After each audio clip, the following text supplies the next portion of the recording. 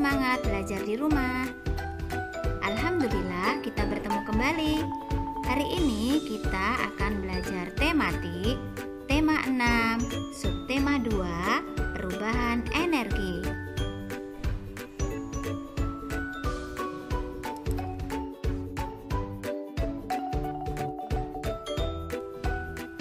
Nah, sebelum belajar, mari kita berdoa bersama terlebih dahulu. Semoga pembelajaran kali ini dimudahkan. Berdoa, mulai. Rabbi zidni ilma warzuqni fahma. Amin ya rabbal alamin.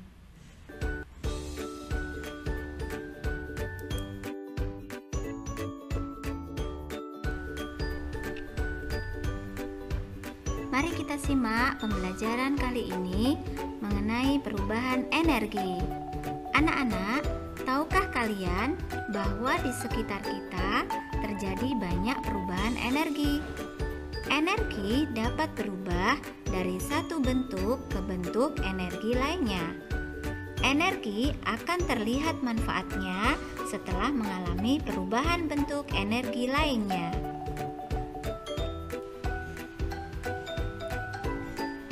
Mari kita perhatikan beberapa perubahan bentuk energi berikut ini.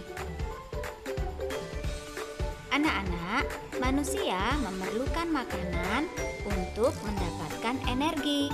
Makanan merupakan sumber energi kimia di dalam tubuh. Makanan tersebut diolah menjadi sari-sari makanan dan sari-sari makanan diubah menjadi energi gerak, sehingga manusia dapat melakukan berbagai aktivitas. Jadi, di dalam tubuh kita terjadi perubahan energi kimia menjadi energi gerak.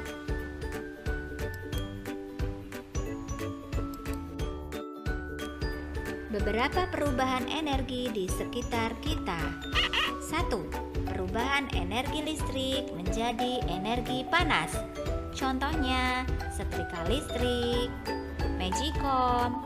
Kedua benda tersebut membutuhkan energi listrik sehingga dapat mengeluarkan energi panas dan dapat kita manfaatkan. 2. Perubahan energi listrik menjadi energi cahaya. Contohnya, bolam lampu listrik. Benda-benda tersebut membutuhkan energi listrik agar dapat mengeluarkan energi cahaya. 3. Perubahan energi listrik menjadi energi gerak. Contohnya, kipas angin, blender. Benda-benda tersebut membutuhkan energi listrik agar dapat bergerak. Dapat kita manfaatkan mengeluarkan energi gerak. 4. Perubahan energi listrik menjadi energi bunyi. Contohnya, televisi, radio, mikrofon atau pengeras suara. Benda-benda tersebut memerlukan energi listrik sehingga dapat mengeluarkan energi bunyi. 5. Perubahan energi kimia menjadi energi panas. Contohnya, kompor gas, kompor minyak. Benda-benda tersebut membutuhkan energi kimia dari gas maupun minyak tanah sehingga dapat mengeluarkan energi panas. 6. Perubahan energi kimia menjadi energi gerak. Contohnya, mobil, motor. Benda-benda tersebut dapat bergerak memerlukan energi kimia dari bensin maupun solar. 7. Perubahan energi gerak menjadi energi bunyi. Contohnya, angklung, gitar. Angklung dan gitar dapat digerakkan atau digesek atau dipetik sehingga dapat mengeluarkan energi bunyi. Berikutnya, energi matahari. Energi yang dimiliki matahari adalah energi panas dan energi cahaya. Energi matahari dapat mengeringkan pakaian, menjemur padi, menjemur ikan, dan dapat mengeringkan kerupuk. Dapat juga membakar daun kering dengan suryakanta atau kaca pembesar.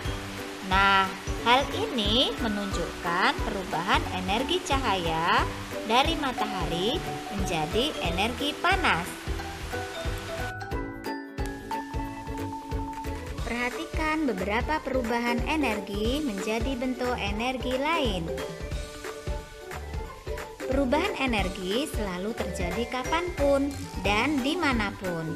Misalnya, pada saat buah jatuh, terjadi perubahan energi dari diam atau potensial menjadi energi gerak atau kinetik. Begitu pula dengan perubahan energi listrik, seperti yang sudah dijelaskan sebelumnya. Energi tidak dapat diciptakan dan tidak dapat dimusnahkan, namun dapat diubah bentuknya. Manusia selalu membutuhkan energi dalam kehidupan sehari-hari, terutama energi listrik. Energi listrik yang sering digunakan diantaranya berasal dari pembangkit listrik tenaga air atau PLTA. PLTA di Indonesia memanfaatkan bendungan. Bendungan merupakan salah satu energi alternatif yang mampu menghasilkan listrik dalam jumlah besar.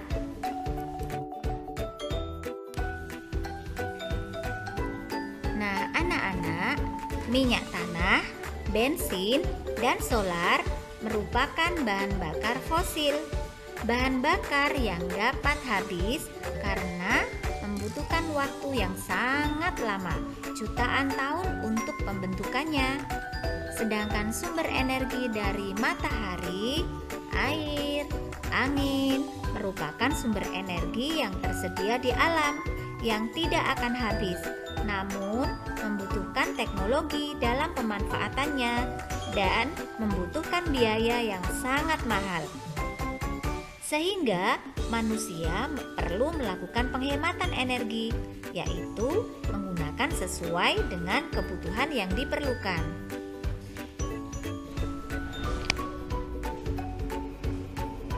Bagaimana kewajiban kita dalam penggunaan atau pemanfaatan energi?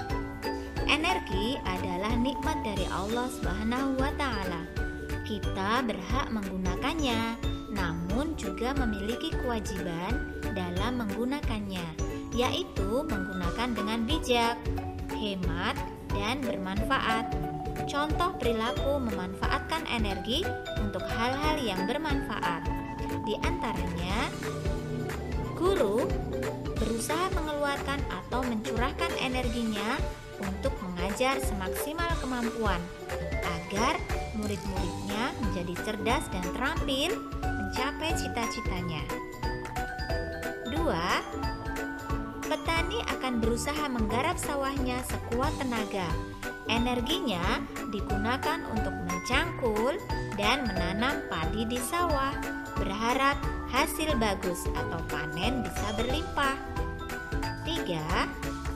Siswa dapat memanfaatkan energinya dengan rajin belajar dan beribadah, memperhatikan pelajaran dari guru di sekolah, atau membantu orang tua di rumah, dan lain sebagainya.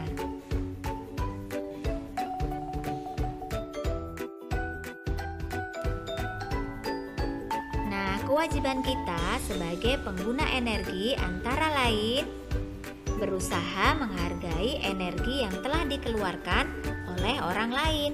Misalnya, menghargai Bapak Ibu guru ketika beliau menjelaskan pelajaran. Menghargai para petani yang sudah bersusah payah menggarap sawahnya menghasilkan padi. Menggunakan barang yang dihasilkan dengan baik. Misalnya, menghabiskan makannya. Ketika kita makan, tidak terbiasa bersisa mubazir. Kemudian menggunakan barang milik sendiri dengan hati-hati agar tidak mudah rusak. menjaga fasilitas sekolah, dan lain sebagainya. Pemakaian sumber energi seperlunya, yaitu dengan menghemat energi, misalnya mematikan lampu atau keran air yang tidak digunakan. Bersepeda jika jaraknya terjangkau, jadi tidak selalu menggunakan mobil maupun motor jika berjarak dekat, menghemat energi kimia.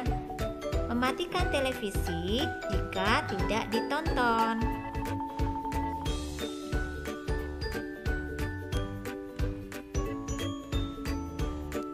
Nah, anak-anak, kita dapat melakukan berbagai aktivitas atau bergerak karena adanya energi. Dapat juga melakukan kegiatan yang bermanfaat lainnya, seperti berlatih menari dan berolahraga. Nah, kali ini kita akan belajar dinamika tari. Seni tari adalah ungkapan perasaan jiwa seseorang yang disajikan dalam bentuk dan gerak tubuh seseorang. Tari merupakan bentuk gerak yang indah dari tubuh yang bergerak berirama, berjiwa sesuai maksud dan tujuan tari. Unsur utama tari adalah gerak. Gerak tari dilakukan berdasarkan ruang, waktu, dan tenaga. Dinamika tari adalah salah satu unsur pendukung tari, merupakan segala perbuatan dalam tari yang disebabkan variasi-variasi dalam tari. Dinamika tari akan tercapai dengan adanya variasi tempo gerak, variasi level gerak, pergantian posisi atau suasana. Contoh tari berdasarkan dinamika tari. Contohnya 1. Tari kecak berasal dari Bali, memiliki gerakan yang lincah dan cepat. 2. Tari remo berasal dari Jawa Timur, memiliki gerak kaki yang lebar. 3. Tari serimpi merupakan tari klasik dari Jawa, memiliki gerakan tangan yang lambat dan lemah gemulai serta kaki sempit.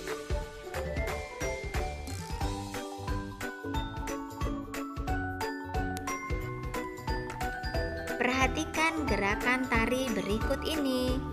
Mengikuti irama lagu Oh Inani Keke dengan tempo lambat. Contohnya, gerakan pertama, bagaimana cara melakukannya? Tangan bertolak di pinggang, kaki kanan dijulurkan ke depan, menyilang ke kiri, ujung telapak kaki menghadap ke atas, tumit menyentuh lantai. Gerakan berikutnya, gerakan kedua, kaki kanan dibuka ke samping kanan, kaki kiri merapat sambil menekuk lutut, badan dicondongkan ke kanan. Begitu juga dengan kaki kiri, digerakkan ke samping kiri. Gerakan selanjutnya, gerakan ketiga, kaki kanan digerakkan ke samping kanan, kedua lutut ditekuk, badan turun mengikuti gerakan lutut ditekuk. Kedua tangan diayunkan ke depan sampai batas dada. Berikutnya, gerak kaki kuat pada tari dengan iringan musik. Gerak kaki kuat pada tari berikut, jenis gerakannya sama dengan gerakan sebelumnya, hanya saja menggunakan iringan musik lebih cepat atau tempo cepat, yaitu mengikuti lagu Rasa Sayange, sehingga gerakan kaki harus lebih kuat. Gerakan pertama, bagaimana cara melakukannya? Tangan bertolak di pinggang, kaki kanan dijulurkan ke depan, menyilang ke kiri. Ujung telapak kaki menghadap ke atas, tumit menyentuh lantai. Gerakan berikutnya, gerakan kedua, kaki kanan dibuka ke samping kanan, kaki kiri merapat sambil menekuk lutut. Badan dicondongkan ke kanan. Begitu juga dengan kaki kiri, digerakkan ke samping kiri. Perhatikan gambar tersebut di atas. Gerakan selanjutnya, Gerakan ketiga. Kaki kanan digerakkan ke samping kanan. Kedua lutut ditekuk. Badan turun mengikuti gerakan lutut ditekuk. Kedua tangan diayunkan ke depan sampai batas dada. Aktivitas berikutnya, kita dapat memanfaatkan energi dari dalam tubuh kita untuk berolahraga. Kali ini kita akan belajar kombinasi gerak berjalan, meliuk, dan mengayun. Gerakan tersebut menggunakan alat bantu yang disebut lembing. Berjalan termasuk gerakan yang baik untuk pemanasan, terutama otot-otot kaki. Meliuk termasuk gerakan yang baik untuk melenturkan tubuh. Tujuannya agar otot-otot tubuh tidak kaku. Mengayun termasuk gerakan yang baik untuk keseimbangan tubuh kita, terutama otot-otot lengan. Perhatikan cara melakukan gerakan tersebut.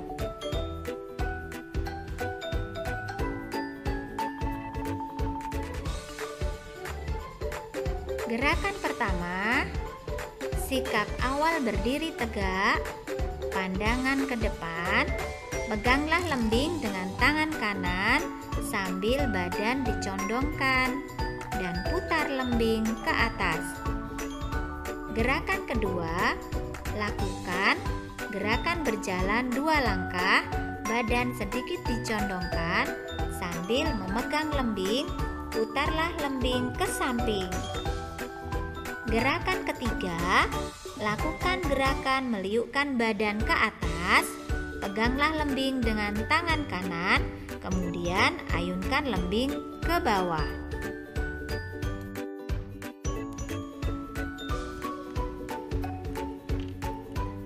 Anak-anak, setiap aktivitas atau kegiatan apapun yang kita lakukan pasti membutuhkan waktu untuk menyelesaikannya. Mari kita hitung lamanya waktu suatu kegiatan atau kejadian. Perhatikan jam berikut ini. Yang perlu diingat adalah jarum panjang selalu menunjukkan menit dan jarum pendek selalu menunjukkan jam. 1 jam adalah 60 menit dan 1 menit 60 detik. Artinya 1 jam sama dengan 3.600 detik. Perhatikan contoh berikut ini. Edo sarapan pagi pukul 6.30. Selesai sarapan pukul 6.45. Lama kegiatan tersebut adalah waktu selesai makan pukul 6.45 dikurangi waktu mulai sarapan pukul 6.30 sama dengan 15.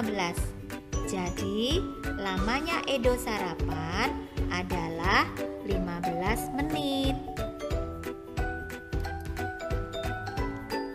Contoh berikutnya, Lani bermain ke rumah Siti pukul 9:45 menit.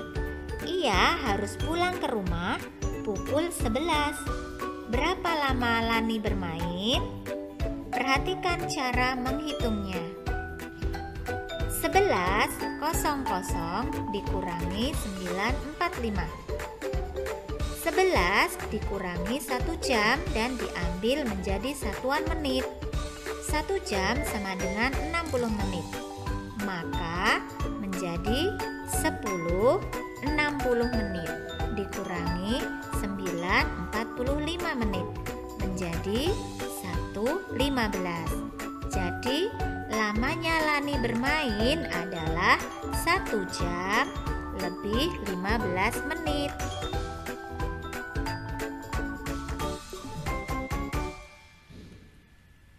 Nah, contoh selanjutnya, Dayu belajar kelompok mulai pukul 8.30.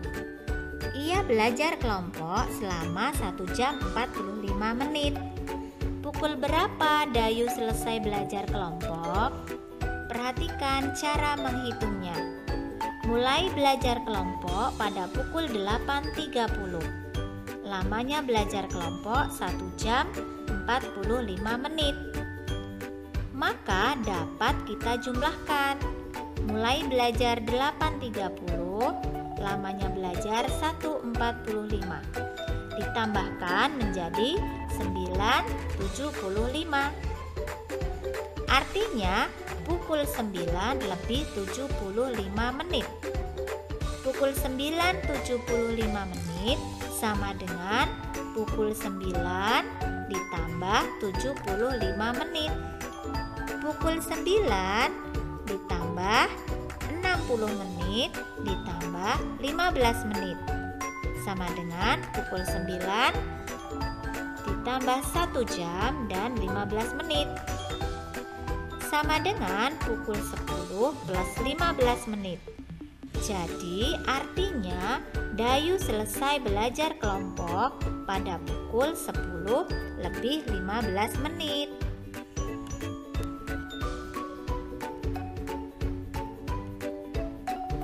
Alhamdulillah, sampai di sini dulu belajar kita hari ini. Semoga kalian dimudahkan memahaminya dan mendapatkan ilmu yang bermanfaat.